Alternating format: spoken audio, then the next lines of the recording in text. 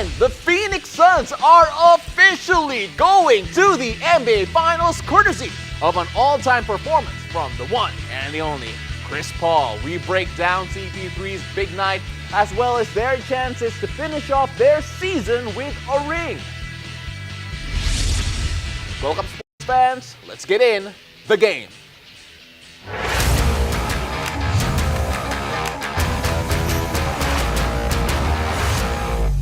Ladies and gentlemen, Gilas Pilipinas exceeded expectations against world powerhouse and home team Serbia, missing by just 7 points in their first FIBA Olympic qualifying game.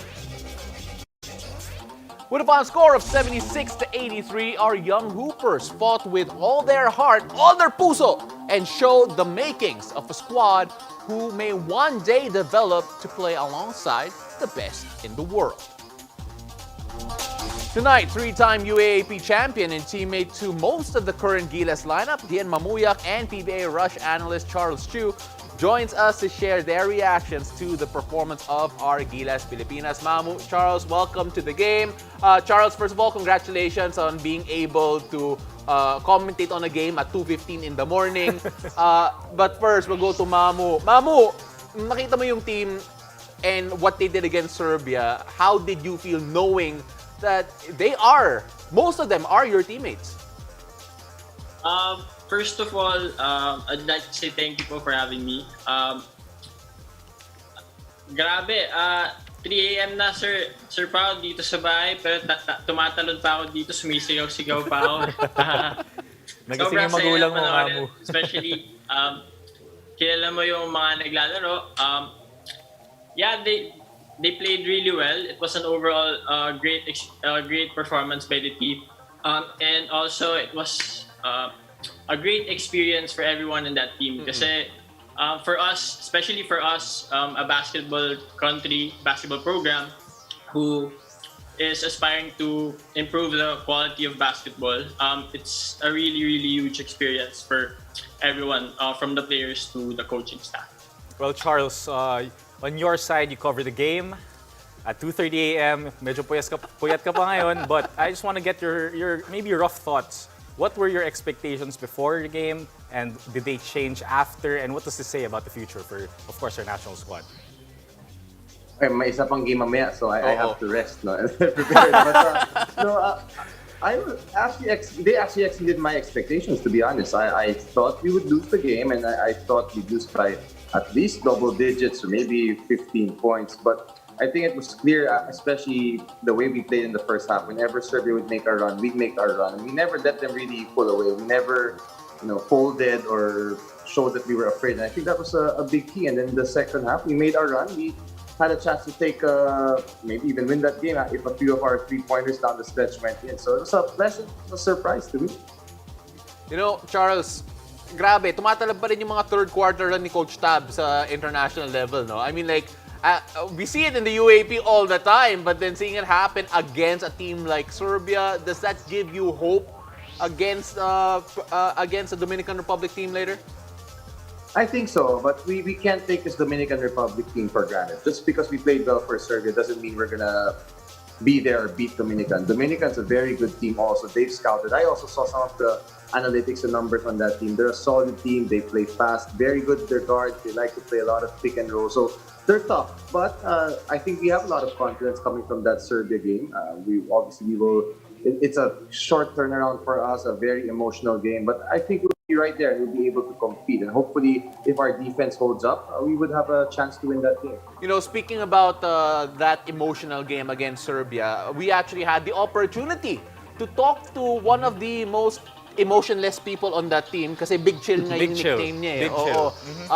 Look, I'm sure everyone is just as curious to figure out how our squad felt after that first game at the Olympic qualifiers, especially after taking on Serbia. Well, our very own Carlo Pamintuan got to chat with Gilas Pilipinas team captain, the Big Chill, Isaac Go, in this edition of Inside the Game.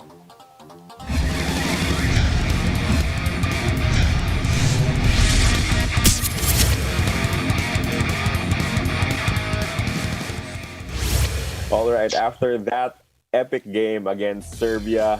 Gilas Pilipinas team captain Isaac God joins us right now. Isaac, good game. How are you feeling? How's the team after that game?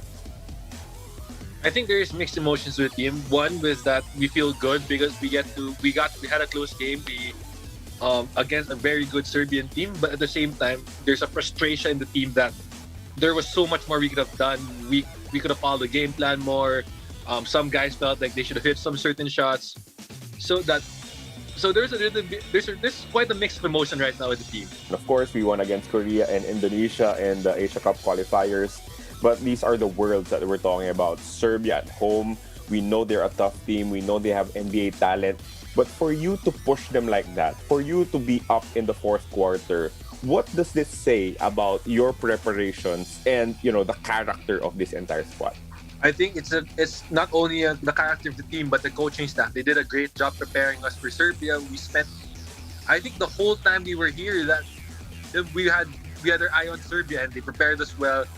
And the players did a good job of responding to the questions, to the challenges of the coaches, and of course the Serbian team. So this shows that we're all resilient, because I think a lot of people weren't expecting us to win. A lot of us weren't expecting us to be in such a close game, but at the same time, being basketball players, we want to win. We want to go out there and believe that we can win. We can compete with these guys.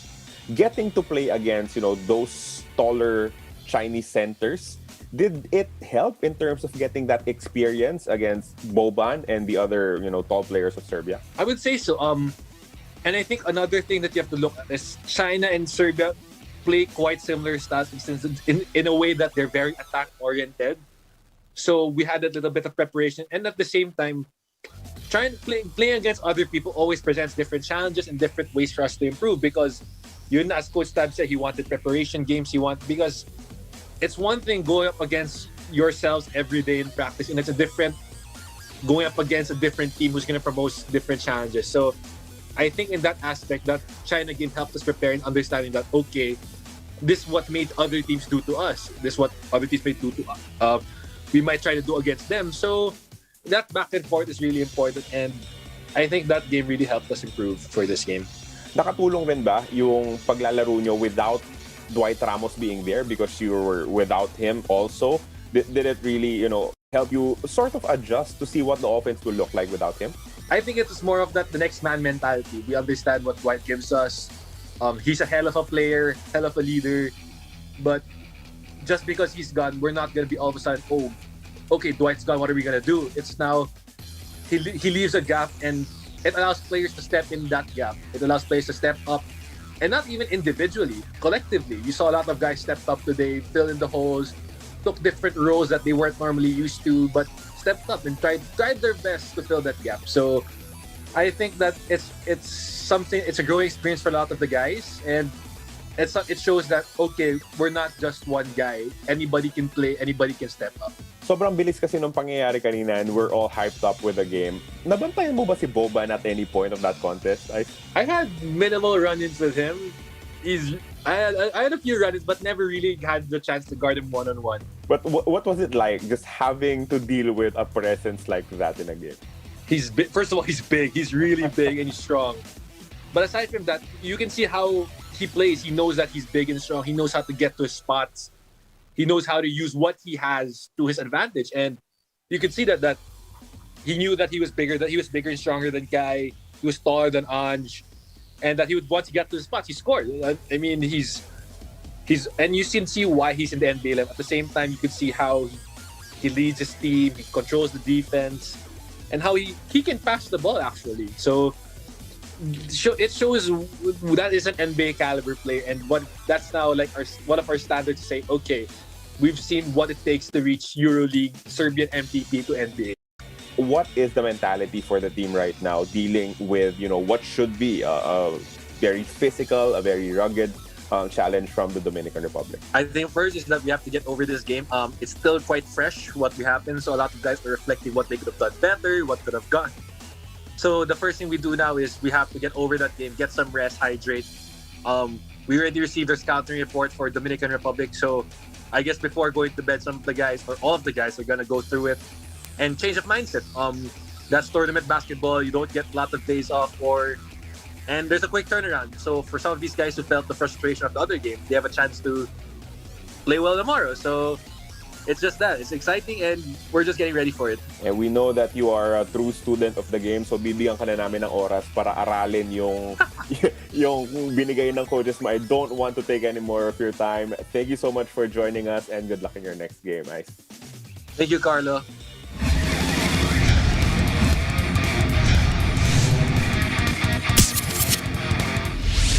And that was spokesperson Carlo Pamintuan, Gilas spokesperson, and the big chill in bed, Isaac Go. And we talk more about Gilas Pilipinas as we break down promising performances during the Serbia game and get set for their upcoming do-or-die match against the Dominican Republic. That's coming up. Keep it here. You're watching the game.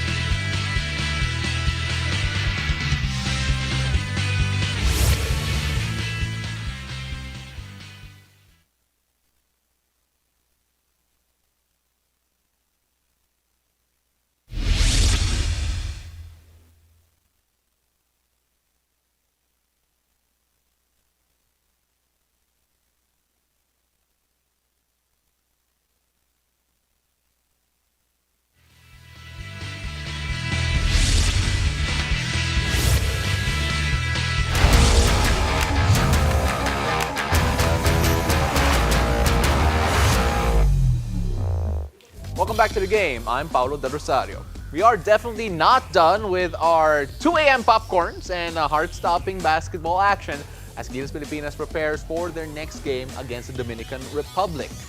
Again, reminder, set your alarm clocks to 2:30 in the morning, 2:30 a.m. Or maybe don't even sleep at all, walang tulugan, because this is do or die for our very own Gilas Pilipinas. Live on One Sports Plus, and GigaFest.smart. Still with us to discuss our promising young squad is three-time UAAP champion Gian Mamuyak and PBA Rush analyst, and I believe will be the analyst for later on, Charles Chu. And gentlemen, the whole country now suffers from a lack of sleep dahil sa Gilas Pilipinas. Personally, I had coffee at 3 a.m.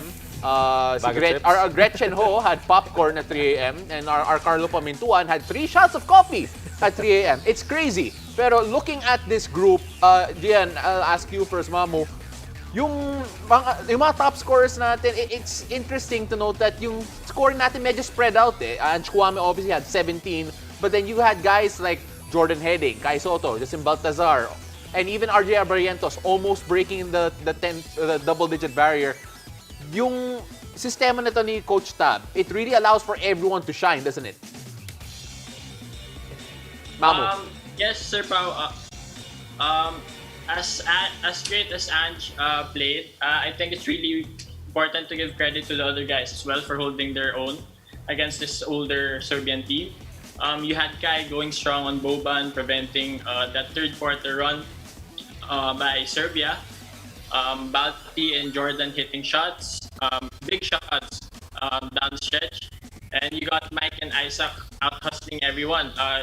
There was also one play where Mike even out-rebounded Boban. And also you got Carl and Will hitting shots and deflecting those drop passes on their bigs.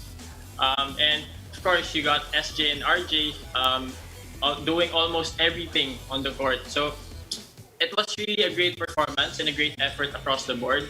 And I think knowing Coach Tab and being able to play with them for a few weeks, I know that I expect them to play better in tonight's game against Dominican Republic. You know, Mamu, I love how you hype up your own teammates. Of course, syempre, kailangan yan. Oo. But on a coach's perspective naman, Charles, of course, I mean, he coached me before. You know Coach Tab personally. And I want to ask you, like... Sip-sip. You know, he Ay, magaling na coach niya si Charles. Coach Tab actually came out with a few quotes, maybe reflecting the effort and the game that they played. It's on our screens now. And, you know... And ito yung importante, Jet. A lot of people look at this as a sort of moral victory And sabi ni Coach Tab that he's basically not in it for the moral victory. In a nutshell, yan yung sinabi niya.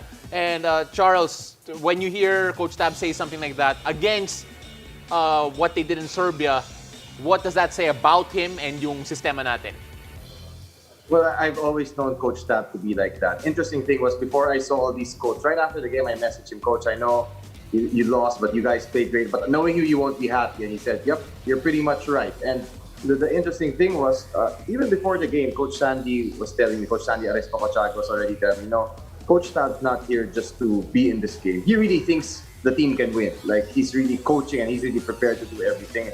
And it showed. And I think their preparation, their system was able to give us a chance to even steal that game. I don't think anybody expected it. And we're missing our best player. Yeah, they're missing their players too. But anyway, we've done such a great job. The defense has been good. We mixed up our defense, zone, man, zone.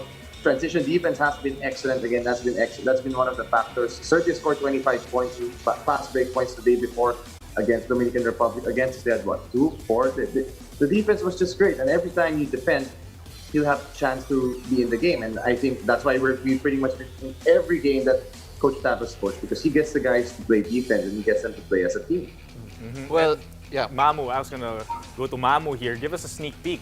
Bigyan mo ng mga konting insight on Coach Tab naman. Is he really like that? Ganun ba talaga siya kahit sa UAAP, coaching you guys? Every game is crucial for him, especially games na as big as the Serbia game.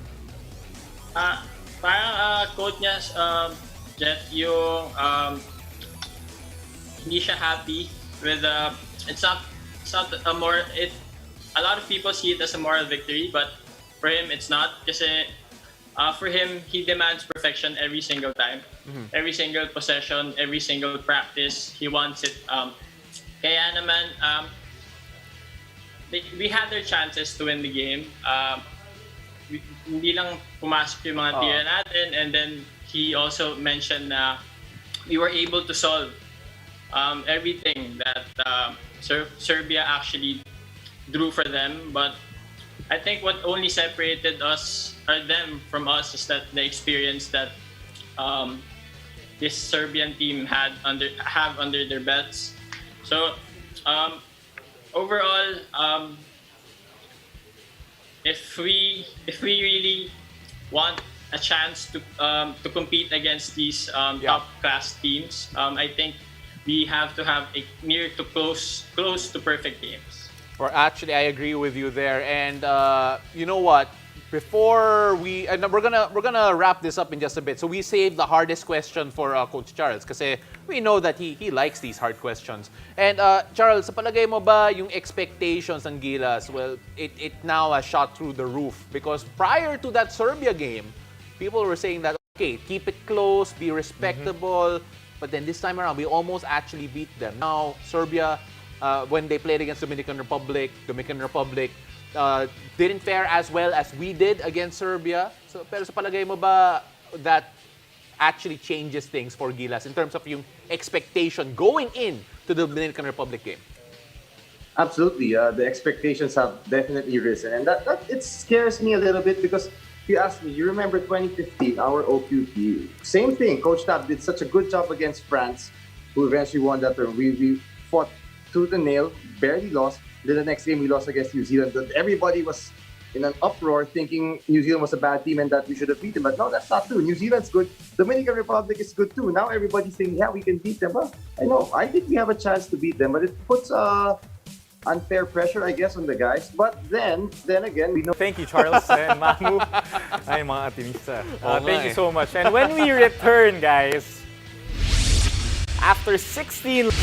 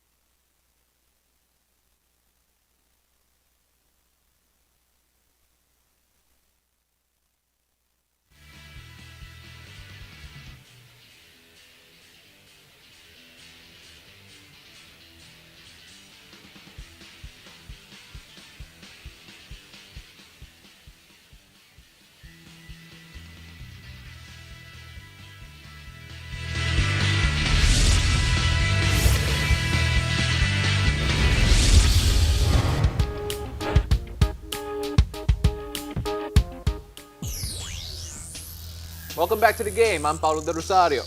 The last time the Phoenix Suns made it to the NBA Finals, Michael Jordan and the Bulls were still on top of the world. And Sir Charles Barkley, not Charles Chu, was still the great hope of Arizona.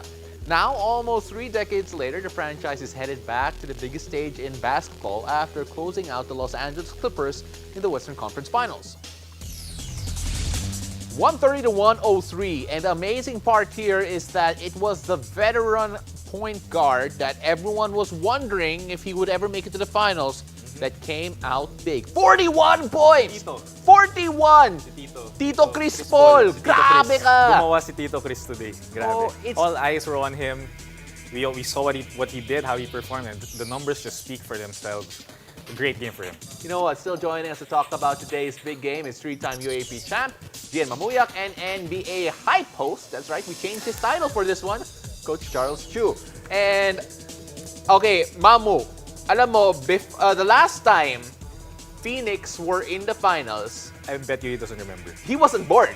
I don't think you existed yet. And ako, I was 3 years old. Di ba nga siya pinapanap? Oo, pero looking at si Chris Paul and seeing that throughout his 16-year career niya, first time niya dito sa finals, sa palagay mo ba, what he has done so far has solidified his place in siguro yung mga top 5 point guards of all time sa NBA? Sir Pao, I believe so. First of all, I'm happy for all the Chris Paul fans out there. Congratulations. After 16 years, he finally made it through the Western Finals. Yun na lang naman ata ang kulang niya. Pero sa resume niya, Sir Pao. Pero even though he didn't make it, let's say for example, he didn't make it to the finals this year, he'll still be considered as one of the best point guards to ever play the game. Okay. Hindi lang naman kasi Sir sa impact niya sa game, but also his leadership. He's considered as one of the best leaders to have ever played the game. So that alone makes him one of the best. And Mamu, I'm gonna go to someone older naman, no? Medyo mas may konting experience sa light na to, knowing Chris Paul, watching him all these years. Your thoughts on his performance earlier? How did you see him perform despite what everyone's saying his age? Well, it impressed me. I didn't think he had a 30-point a half in him. So really, he took over that game again, made the big shots. You know, everybody nowadays still saying there's no more mid-range game, 3-ball or layup, analytics, all these advanced stats. But I love it because I still believe in the mid-range game, and Chris Paul has shown that in the playoffs you can have all those numbers, but it doesn't really matter. As long as you hit the shots and you make them, it's going to be all good. So Chris Paul, obviously, this was a great performance for him, and he really deserves to be in the finals. I feel this is his best chance to win the championship. I think the stars have aligned for him. Beat the Lakers that had an injury. The Nuggets were missing their best guard. Kawhi was missing here pretty much in this series. So this is that chance. He better take it right now. I mean, whether it be the Bucks or the Hawks, they're also not that healthy. And it's great. It's impressive for me to even see him score 41 points after battling COVID a week ago. Ang galing. Yeah, absolutely. You know, we're looking at the stat right now. He is the second oldest player to drop 40 in any playoff game. And grabe talaga yung ginawa ni Chris Paul. In fact, we're also going to bring up a few stats here that makes his accomplishments even more impressive in just a bit. Pero Mamu, itong si Chris Paul, a lot of people are saying that, okay, he's going to be the X factor going into the finals, regardless of who they play. And sa palagay mo ba, let's say the Hawks go through, or maybe even the Bucks go through, and they have a healthy complement going into the finals. Sa palagay mo ba, Chris Paul would still be that X factor given yung advanced age niya?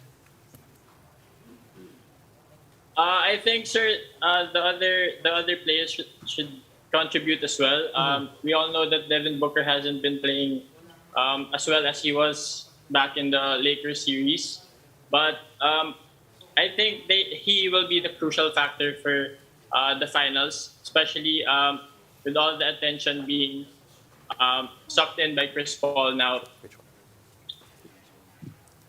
Well, you know, you mentioned it a while ago. Basically, all the tensions with Chris Paul. Pero let's make this a bit harder on you, Mamu, kasi napaka-safe yung mga answer mo. In fact, you're so respectful. Okay, he's so respectful. He calls us sir. Okay, he calls us sir. Pero sa palagay mo ba, title favorites yung Suns ngayon?